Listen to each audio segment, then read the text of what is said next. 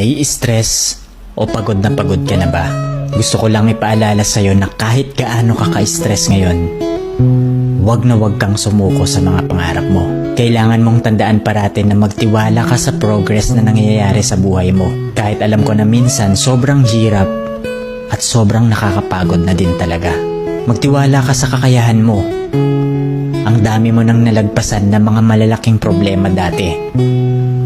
Ngayon ka pa ba susuko? Patuloy ka lang na lumaban. Yung pakiramdam mo ngayon na nahuhuli ka na sa buhay, siguro dahil nakikita mo yung mga kakilala mo o yung mga kaibigan mo pakonti-konti may na-achieve na sila. Parati mong tandaan na lahat tayo ay may kanya-kanyang timeline sa buhay. Hindi ka nahuhuli at hindi ka rin naman nauuna. Kung nasaan ka man ngayon sa buhay mo, yan ang lesson at experience na kailangan mong pagdaanan ngayon. Lahat tayo ay may sariling kwento sa buhay na makaka-inspire ng ibang tao.